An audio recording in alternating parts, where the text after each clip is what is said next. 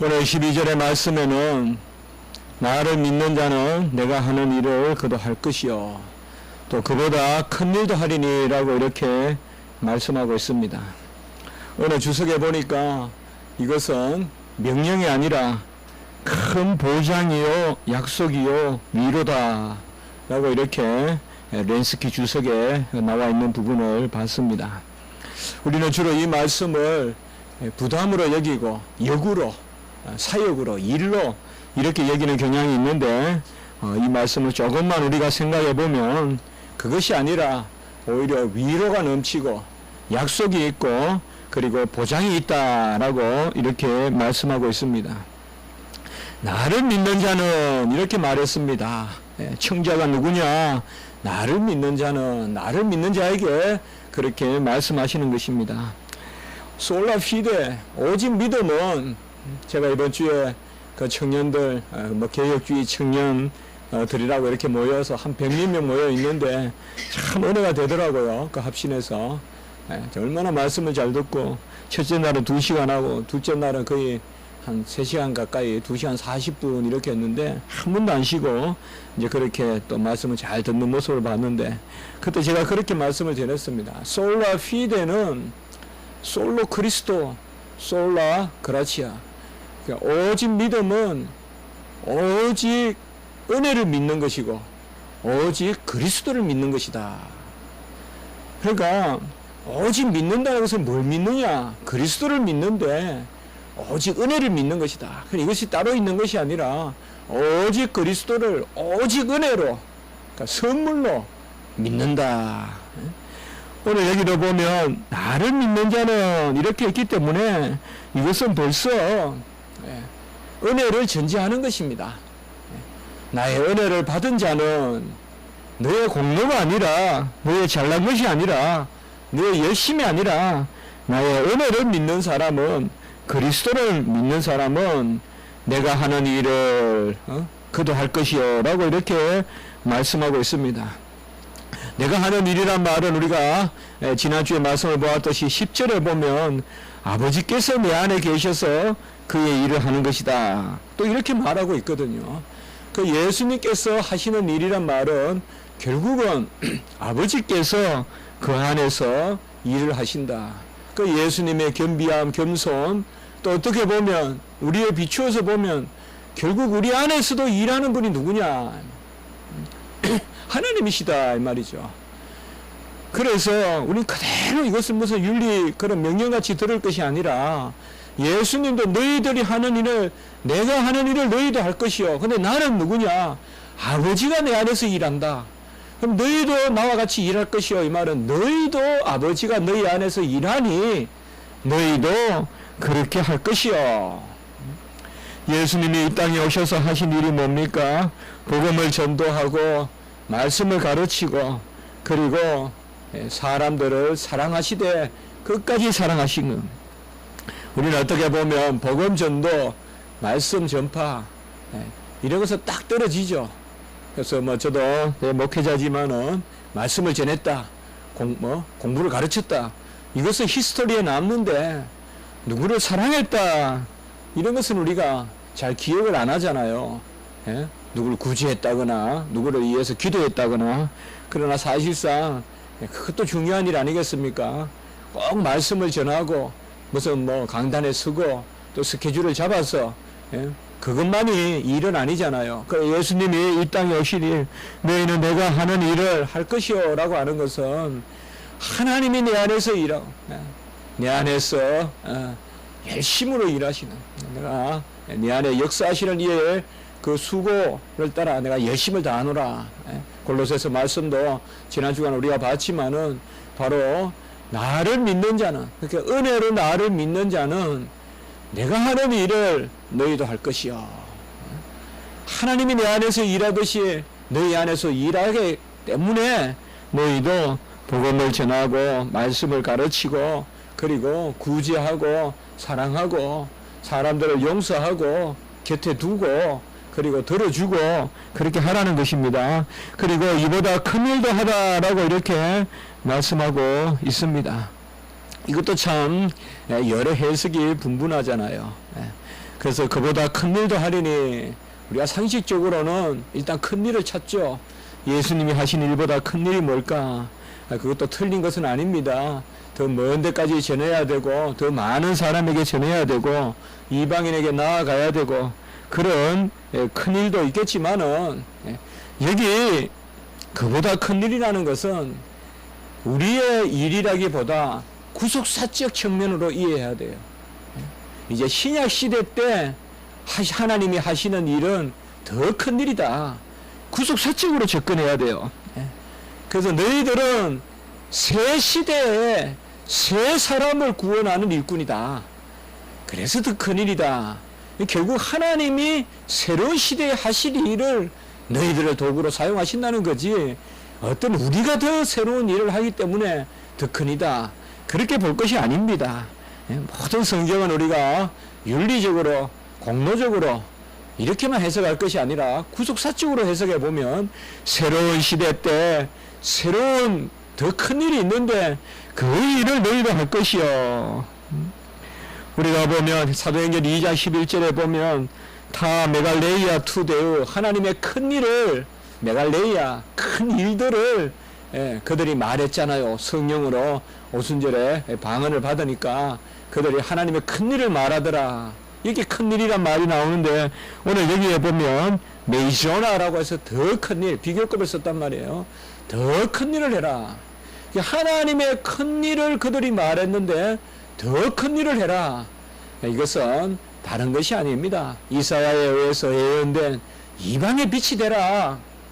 이방의 빛은 우리가 이방의 빛이 아니죠. 예수님이 이방의 빛이죠. 그 예수를 증거하라. 그 일을 하라라고 이렇게 말씀하는 것입니다. 우리가 12절을 가만히 보면 마치 우리에게 명령하듯이, 몇 번 이 설교자 들어봤거든요.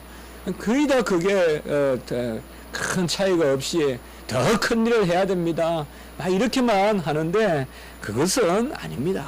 구속사적으로 우리가 하는 일이 이제 더 큰 일인 것이고, 결국 그건 하나님이 하시는 일이고 우리는 도구가 되는 것이고, 특별히 여기에 제가 세 군데를 한번 생각해 봤어요.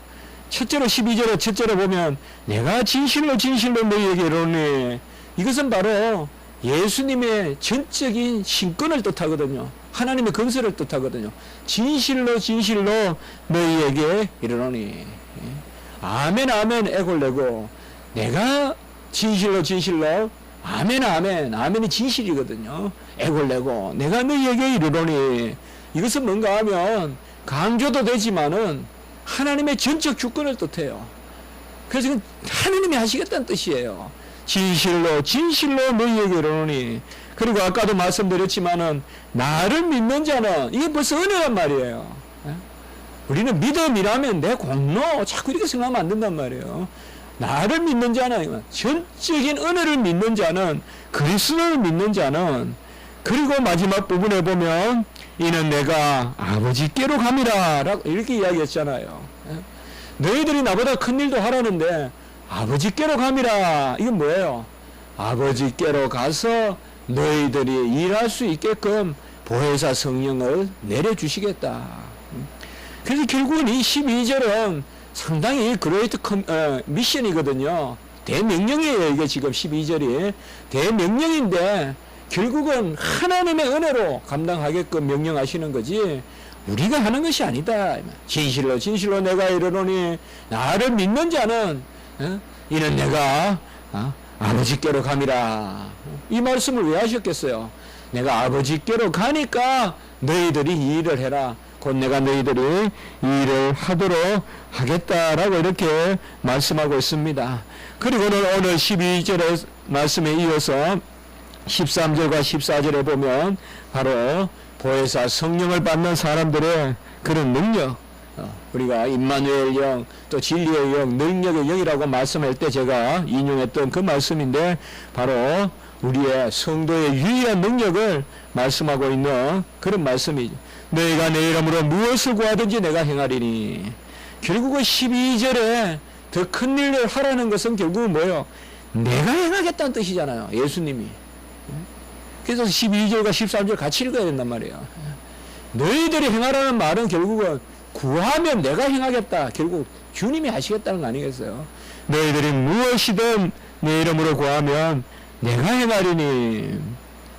우리는 간혹 이 기도를, 이것을 가지고 마치 기도가 조건인 듯이 이렇게 생각해서는 또한 안 됩니다.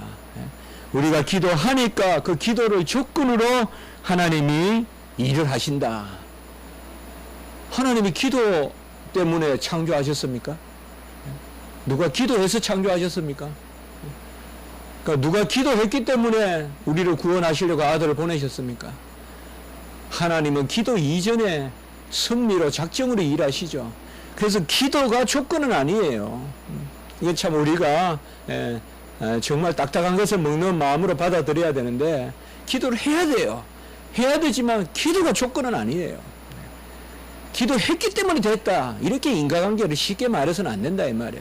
기도 안 했기 때문에 안 됐고 기도했기 때문에 됐다 이러면 기도가 마치 하나님의 원인이 되듯이 그건 아니거든요. 기도가 하나님의 일의 원인이다 이렇게는 말할 수 없는 거예요. 효과적인 원인이 있다면 믿음이고, 기도라는 것은 어떻게 보면 하나님이 움직이시는 섭리의 방식이지, 그 기도 자체가 마치, 오늘날 얼마나 기도를 그렇게 잘못 해석하는 사람들이 많습니다. 저 순복음이나 이런 데 보면 그냥 기도가 마치 공로 같고 막. 물론 그걸 무시하지 않아요. 많이 기도해야 돼요. 날마다 기도해야 돼요. 그렇지만은 마치 그냥 기도가 명제적인 당위 같이 말이죠. 우리가 이렇게 명제적으로 당위를 이야기했으니 하나님 하셔야 된다는 식으로 말이에요. 막 그렇게 설교하는 거 제가 막 들어본 적이 있어요. 막 이렇게 기도했는데 하나님이 움직이시지 않더라. 안 움직이시더라. 하나님 왜 그러십니까? 그랬더니 하나님이 결국 들으시더라. 뭐 이런 식으로. 그거 아니다 이거죠. 사실 보면요, 우리 한번 모세가 출애굽했던 걸 한번 생각해 봅시다. 간역자들, 그러니까 그들 일 시키는 사람들이 하도 힘들게 하니까 맨날 때리고, 집은 주지도 않고 만들어내라 그러고, 그 일을 시키니까 이스라엘 백성들이 간역자들로 인한 고통으로 부르짖으니 이를 하나님이 들으셨다 했잖아요. 그럼 우리 한번 생각해 보자고요. 이스라엘 백성이 과연 기도했을까요? 이스라엘 백성이 출애굽 때 기도할 만큼 믿음이 있었겠냐 말이에요. 400년이 지났고 종살이를 했고. 아니거든요. 하나님이 그들의 현상을 보시고 안타까이 여기셔서 부르짖었다고 표현해 준 거지, 사실상 이스라엘 백성이 모여서 무슨 갈멜산이나 미스바 같이 기도한 게 아니에요. 하나님이 그 사상을 먼저 보고 그들의 중심을 보니까 이거 내 백성인데 안 되겠다. 너무 이거 보니까 이 고생이, 이 억울함이 하늘을 치는구나. 그래서 부르짖었다고 표현해 준 거지. 멋선 기도를 했기 때문에 그런 것은 아니다. 너희가 내 이름으로 무엇을 구하든지 내가 행하리라. 이런 구절들이 자주 나오잖아요. 무엇이든 구하면 내가 행하리라. 이러면 마치 그냥 우리가 기도를 인풋시키면 결과가 아웃풋이 되고 하는 그런 인과관계에 기도로는 잘못된 것이다. 아까도 말씀을 드렸지만 기도는 어떤 명제적인 당위성을 하나님께 부과시키는 게 아니다. 그렇게 현상적으로 나타나긴 하지만 기도는 어떻게 보면 그리 아니하실지라도 이게 기도의 기본 자세란 말이에요. 저는 그래서 기도는 대하다라고 말하기, 이거 좋은 표현이지만 이게 첫 번째 본질은 아니에요. 기도는 하나님의 뜻을 구하는 거예요. 대하라기보다. 대하는 그 다음에 있는 거예요. 그 다음에. 그리 아니하실지라도 아니하면 대하가 있는 거지, 마치 그냥 어깨동무하듯이 대하하면서 하나님 이거 아세요? 그래 해보자. 마치 딜하듯이 박인하듯이 그렇게 해서는 안 된다. 그러니까 기도가 대하다라고 이렇게 말해서 많이 그런 영적인 대화라든지 신령한 대화라든지 틀리지 않아요. 그러나 항상 우리가 어떤 성경은 미묘한 그런 영적 질서가 있기 때문에 왜 우리가 개혁주의입니까? 그런데 깨어 있어야 되거든요. 평범하게 좋은 말로 들리는 것 같아도 무엇이든 기도하면 들어주세요. 얼마나 좋은 말이에요. 그러나 진짜 하나 더 우리가 심령을 여미고 살펴보면 그것도 교만한 말이란 말이에요. 하나님이 먼저 간구하시고 성령이 먼저 신음하시고 하나님이 먼저 우리의 형편을 살피시고 그 가운데 기도도 우리는 쫓아가는 어떤 형국이 되는 거지. 기도가 무슨 하나님의 일을 이루는, 기도 때문에 하나님이 이렇게 하셨다, 그런 인과관계는 아니다. 진정 이러한 마음이 있을 때 그게 참 기도고, 이러한 마음이 있을 때 정말 약곡강에 야곱과 같이 다 내려놓고 기도하는 거지. 그냥 우리 한판 벌려봅시다, 기도 한번 해봅시다, 기도하면 안 되겠습니까? 하나님이 안 맞아요. 그러나 그런 논리로 접근해서는 안 된다. 무엇이든 내 이름으로 구하면 내가 친히 행하리니. 이 말씀은 바로 무엇이든 우리가 구하는 대로 아들이 따라서 하시겠다는 것이 아니라, 아들이 우리의 심령의 간구를 아시고, 이게 다 지금 바로 이어지는 다음 주에 볼 보혜사 성령, 그 보혜사 성령으로 임마누엘 영으로 우리 안에 임하시기 때문에, 그가 간구하시기 때문에 아시는 거예요. 먼저 우리가 알려서 아는 것이 아니라, 항상 우리는 하나님 앞에 내가 주어가 될 때는 한 발자국 뒤로 빠져나가야 돼. 우리는 앞에서 전면에 서면 안 돼요. 무슨 일이든 하나님이 하시다. 믿는 것도 하나님이 하신 거고, 기도하는 것도 하나님이 하신 거고, 그 다음에 나는 믿는 거고 기도하는 거 따라가야지. 내가 믿고 내가 기도하고 하나님은 따라서 움직이고, 그게 아니다. 너희가 하나님을 내 이름으로 구하면 내가 행하리니, 이로 아버지로 하여금 아들로 말미암아 영광을 받으시게 하려 합니다. 우리가 이미 말씀을 보았듯이 아버지께서 아들의 영광을 받으셨고, 아들로 말미암아 아버지가 영화롭게 되셨고, 우리가 말씀을 봤잖아요. 이미 선포하셨거든요. 때가 됐다는 것을. 우리 주님께서 이제 영광의 때가 왔다, 고난의 때지만은 영광의 때가 왔다라고 말씀하셨는데, 이 영광을 받으시는 일, 이것은 바로 아들을 통하여 일하시는 것이다. 그리고 14절에 보면 또 한 번 더 말씀하고 있습니다.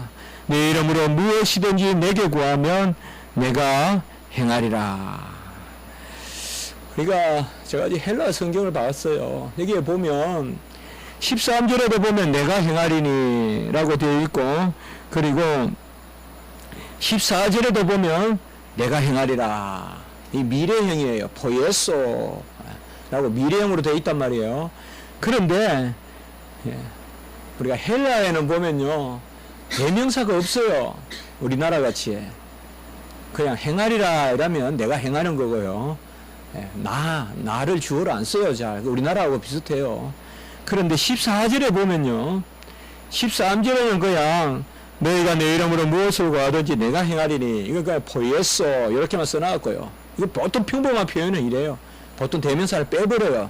아이를 안 쓴단 말이에요. 그냥 행하리니. 그런데 14절에 보면 내 이름으로 무엇이든 내게 구하면, 이때는 에고 포예소 이렇게 해서 내가 행하리니 라고 이렇게 표현되어 있어요. 그래서 우리 성경에는 드러나지 않지만은 14절에서는 내가가 강조되어 있어요. 내가가 강조되어 있어요. 그래서 13절에는 내가 행하리니, 그냥 너희가 내 이름으로 무엇을 구하든지 행하리니, 여기는 내가를 안 쓸 수가 없으니까 쓴 거지. 사실상 그냥 주님이 행하리니 이런 표현이고요. 지금 말씀하시는 우리 주님이 행하리니라는 표현이고, 14절에는 다시 한번 그냥 못을 박아버린단 말이에요. 내가 행하겠다 하면 I will do, I will do, fulfill, accomplish. 내가 행하겠다 이 말은 내가 행하겠다. 에고 포예소. 그래서 바로 오늘 12절부터 14절까지는 결국은 뭐예요? 일하란 말이에요. 어거스틴이 기도하고 통해요. 일하란 말이에요. 그러나 뭐예요? 구하여서 일하란 말이에요. 무엇이든 명령하소서, 그리고 무엇이든 주시옵소서. 그냥 놀고 주지도 말고 놀겠습니다 이렇게 아니라, 성도의 삶은 무엇이든지 행하는데 주시면 행하겠다. 은사 주시면 행하고, 능력 주시면 행하고, 그리고 주님께서 여건 주시면 행하고, 그 일을 지금 우리 주님께서 명령하고 계시는 것입니다. 그래서 아까 주석의 이야기 같이 큰 위로고, 여기에 큰 미션이 있는데 큰 위로고 부담이 아니라, 그리고 보증이고 확신이 있다. 여기에 언약의 확신이 있다.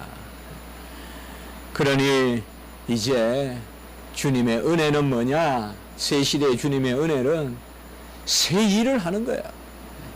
새 일, 더 큰 일. 그것은 뭐냐? 특별히 무슨 더 큰 일이 있는 게 아니에요. 이 시대의 일이 더 큰 일이다. 새 시대의 일은 더 큰 일이다. 이것은 내가 하는 것이 아니라, 내가 무슨 구속사로 움직이는 것이 아니라 주님께서 친히 행하시는 일인데, 우리는 너희는 잠잠히 내가 하는 일을 바라볼지어다.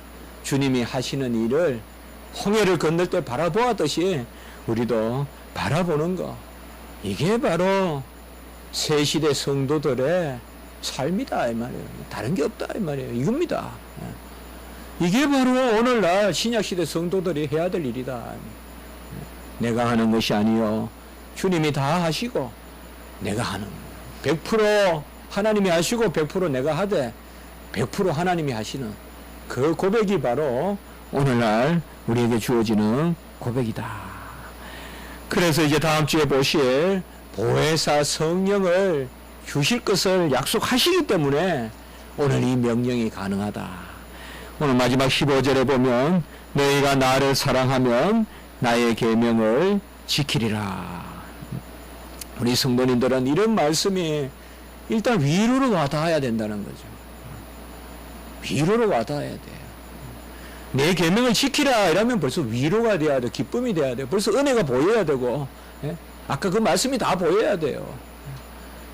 얼마나 기분 좋은 일이냐 이 말. 하나님의 이름으로 하나님의 일을 감당하고 이보다 더 인생이 살맛 나는 게 뭐가 있냐 이 말이죠. 위로단 말이에요. 기쁨이단 말이에요. 우리가 이 땅에 와가지고 그저 눕고 졸고 자고 그러려고 온 거 아니잖아요. 인간은 다 하나님의 형상이 있기 때문에 고유한 인격적 가치를 추구하는데 우리는 무슨 가치를 추구해야 되느냐? 너희가 나를 사랑하면 나의 계명을 지키리라. 이 요한복음에 이제 이 계명을 지킨다는 말씀이 이제 요한 1세에도 나오고 이제 계속 나온단 말이에요. 이 계명을 지킨다는 말도 결국은 예수님께서 다 이루셔서 율법의 중보자가 되셔서 율법을 다 이루셨기 때문에 그 은혜로 우리가 즐겁게 지키느냐. 제가 그런 표현을 쓰잖아요. 칼빈이 썼고 율법의 달콤함이다. 거듭난 사람으로서 이제 율법을 즐거워하는 것이죠. 그게 율법의 완성이죠. 그래서 우리가 계명이다 이러면 그냥 구약시대 때는 말씀을 맡았어요. 그게 그들의 특권이라고 했어요. 로마서 3장 1절에 말씀을 맡은 것이 특권이라 했어요. 우리는 뭐예요 이제? 말씀을 맡을 뿐만 아니라 행할 수 있는 특권을 가진 거예요. 누구의 은혜로? 예수 그리스도의 은혜로.